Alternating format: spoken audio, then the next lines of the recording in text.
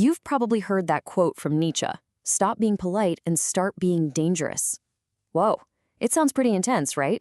But it gets right to the heart of this incredible idea about personal freedom and, well, being your true self. So let's dive in and break down what he really meant by that. But first, let me ask you something. Just straight up, is being nice, being agreeable all the time, is it actually holding you back? Just think for a second about all the times you've bitten your tongue or just gone along with the group to keep the peace. We're taught that this is a good thing, a virtue even. But what if it's not? What if it's actually a cage that we've accidentally built for ourselves? And that question leads us right to the core of the problem, what you could call the domestication of you. See, way back when, our survival literally depended on fitting in with the tribe. If you got cast out, that was it, game over. And that deep, ancient fear of being rejected, it's still hardwired into us. Society, our modern-day tribe, kind of uses that fear to gently nudge us into being passive and just conforming. And here's the really sneaky part. The world actually rewards you for this passivity. You get praised for being a team player, for being so easygoing, for not rocking the boat. But listen, those rewards, they're not really for your benefit. They're a tool of control. It's how the group stays stable and predictable by making sure you never wander too far from the herd. But here's the catch. Chasing after those rewards, that constant approval, it comes with a hidden cost, and believe me, it is a very, very high cost. Let's take a look at the real price you pay for being so agreeable. It really boils down to three major things that just eat away at your potential. First, you become predictable. Your opinions, your reactions, they're all pre-approved by the group. You become easy to manage, sure, but you lose that spark, that ability to surprise anyone, including yourself. Second, you become dependent. You start outsourcing your sense of self-worth to others, measuring your value in likes and approvals. Your identity gets fragile because it relies entirely on what other people think.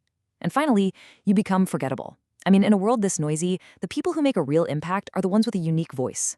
By trying so hard to blend in, you just risk becoming another face in the crowd. So this really presents us with a choice, a fork in the road. On one side, you've got the domesticated self, predictable, dependent, and ultimately forgettable.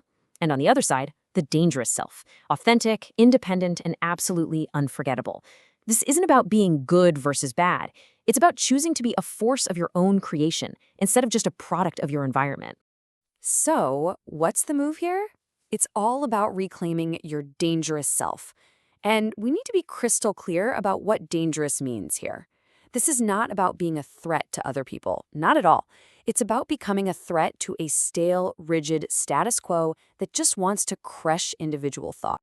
So let's define our key term, right? The dangerous self is simply this: the willingness to think for oneself, stand alone, and be unpredictable in a world that demands conformity.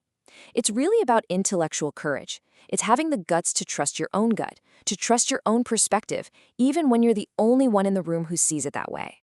In this quote, it nails it.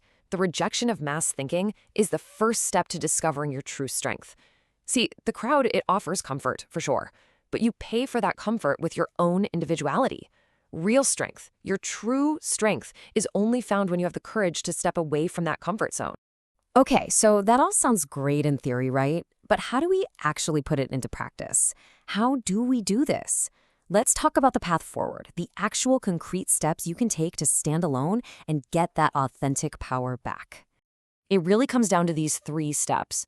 Step 1, start to identify mass thinking. Stop just passively absorbing what's around you. Actively notice it. Notice the talking points everyone's repeating, the corporate buzzwords no one questions, the right opinions to have online. Just start by observing. Step 2, actively reject predictability. Now, this isn't about just disagreeing for the sake of it. It's about pausing before you nod along and asking yourself, wait, do I actually believe this? Challenge yourself to form an opinion that's really yours. And then, step 3, and this is the hardest one, embrace standing alone. This means accepting that being authentic sometimes feels uncomfortable.